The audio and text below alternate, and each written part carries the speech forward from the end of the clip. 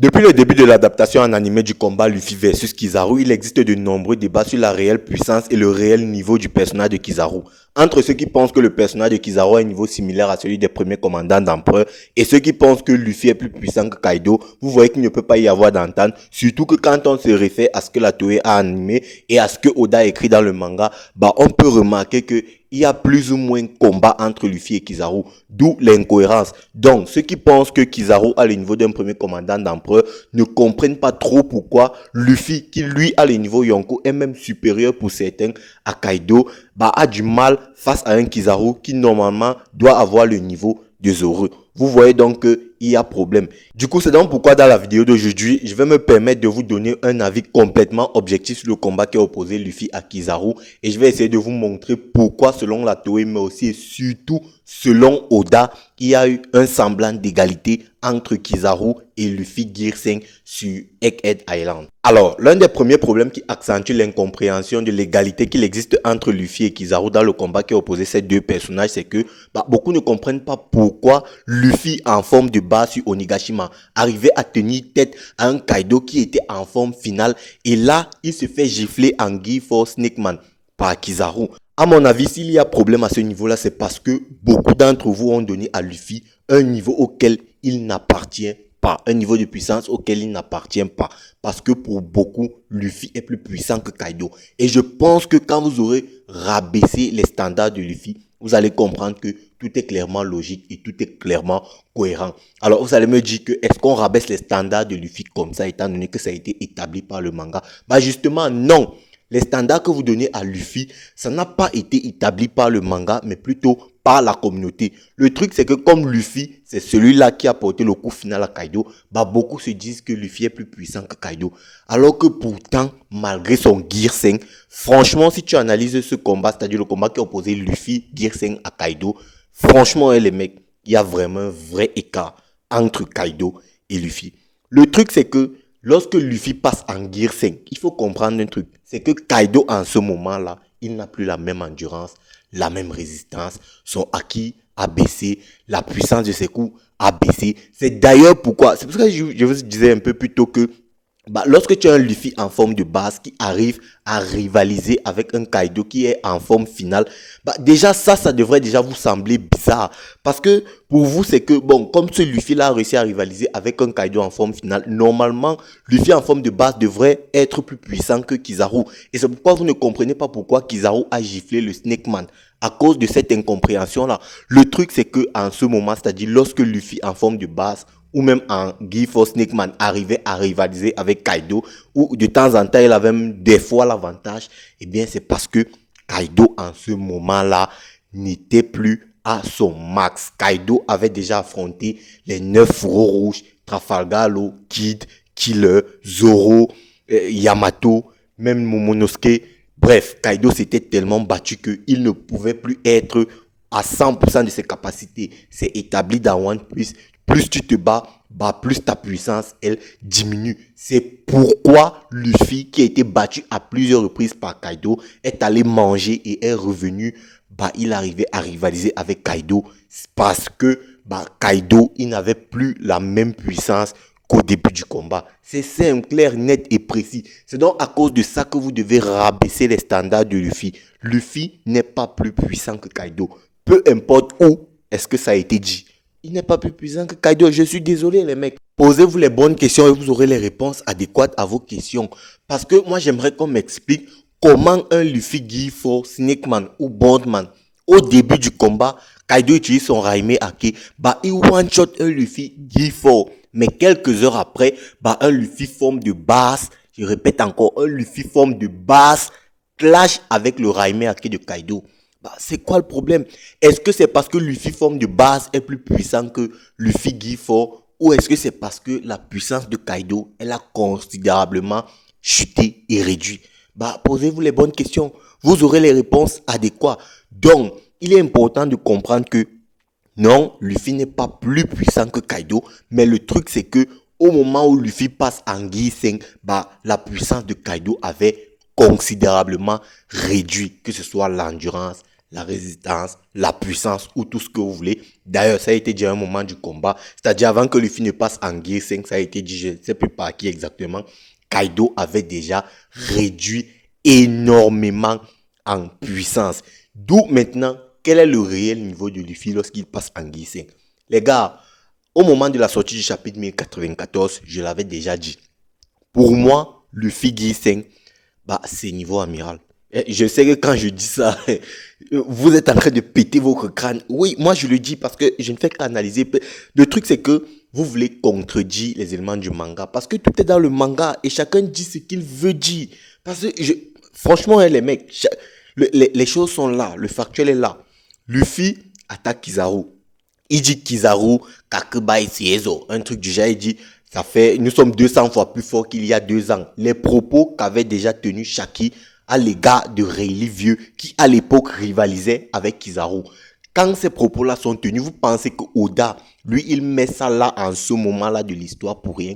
Posez-vous les bonnes questions, vous aurez des réponses adéquates. Si Oda a choisi de faire dire ça à Luffy en ce moment-là, c'était pour dire que déjà, Kizaru, à l'heure actuelle, tu n'es plus capable de m'humilier en combat. Et de 2, je suis capable de rivaliser avec toi. Mais il y a une chose qui est claire, parce que ne me faites pas dire ce que je n'ai pas dit. En termes de puissance physique brute et de haki, Luffy est supérieur à Kizaru, que ce soit haki de l'observation, haki de l'armement et même haki des rois. Luffy est factuellement supérieur à Kizaru. Le truc c'est que dans un combat entre deux personnages, il n'y a pas que la force brute et le haki qui comptent. Non, pas du tout. Parce que de l'autre côté, Kizaru a une meilleure défense que Luffy. Kizaru est plus rapide que Luffy et Kizaru a plus d'expérience que Luffy. Parce que je ne sais pas si on se rend compte d'une chose. Kizaru a réussi à comprendre que Luffy était arrivé au bout de sa transformation en ayant vu le Gear 5 uniquement une fois. C'est très très impressionnant. Peut-être que vous ne vous en rendez pas compte. Certes, le fruit du démon de Luffy, il est supérieur à celui de Kizaru. Il n'y a pas de problème.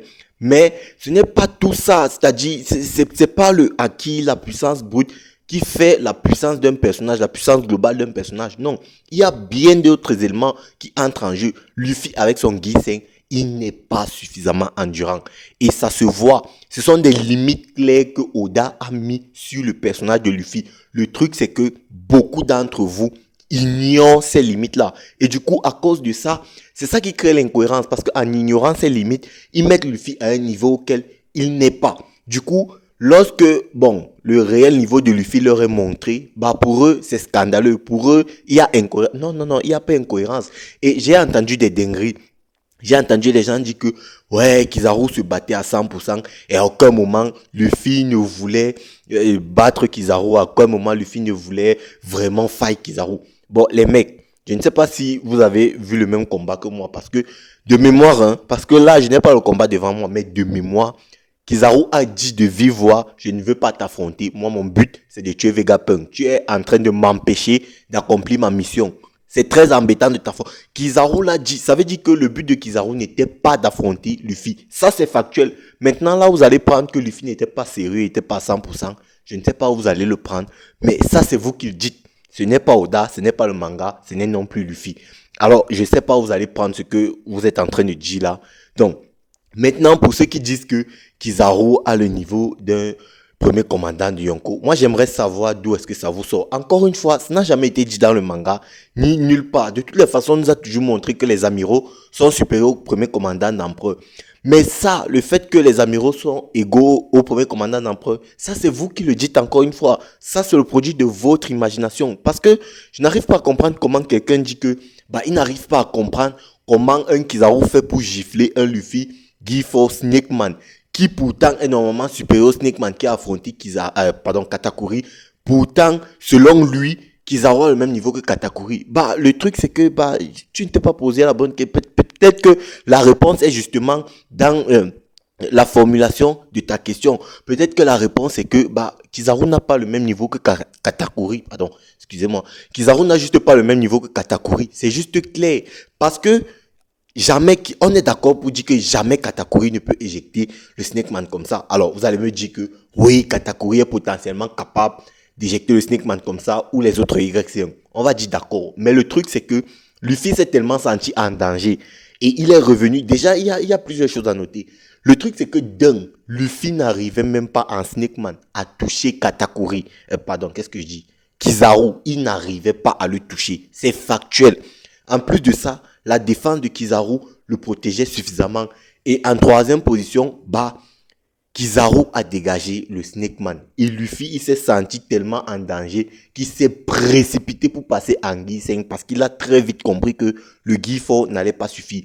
Même si, dans l'absolu, vous nous dites que tous les YC1 sont normalement capables de dégager le Snakeman comme Kizaru l'a fait. Mais le truc, c'est que je doute fort que tous les YC1 sont capables de gérer les attaques du Snakeman de la même façon que Kizaru l'a fait. Franchement, ça, j'en doute. Et j'ai vu beaucoup de gens me dire que, ouais, Marco a géré King et Queen, machin, truc et tout. Les gars, excusez-moi de vous dire un truc. Parce que vous prenez ça pour nous faire croire que, Kizaru, c'est pas parce qu'il a giflé le Snakeman qu'il a un certain niveau. Les gars, je vous dis que dans ce même combat, tu as Marco lui-même qui dit qu'il va bientôt arriver à bout. Que pour lui, c'est chaud de gérer 2 primes à 1 milliard de berries. Or, lorsque Green Bull débarque sur Wano Kuni et qu'il affronte King et Queen, il les lave complètement. Et je vous vois déjà venir là. King et Queen, il était blessé et tout. Arrêtez avec ça. Franchement, arrêtez avec ça. Parce que je ne vois pas pourquoi King et Queen étaient tellement blessés qu'en ce moment, ils ne pouvaient pas fight Aramaki. Je ne vois pas pourquoi King et Queen étaient normalement, selon vous, plus blessés que Luffy, Zoro et tout ça, qui eux étaient prêts à fight Aramaki. Je ne comprends pas pourquoi. Surtout que le jour d'après, tu as Luffy qui a débarqué sur Egghead Island, a affronté les Séraphins, Law a affronté Barbe Noire, Kid a affronté Shanks et tout. La différence, c'est quoi? Un jour d'écart, où est la différence? Les mecs, ils étaient en prison et tout, ils n'ont pas eu des soins adéquats. Je vous rappelle que Queen était le directeur, ou en tout cas le dirigeant de la prison d'Udon.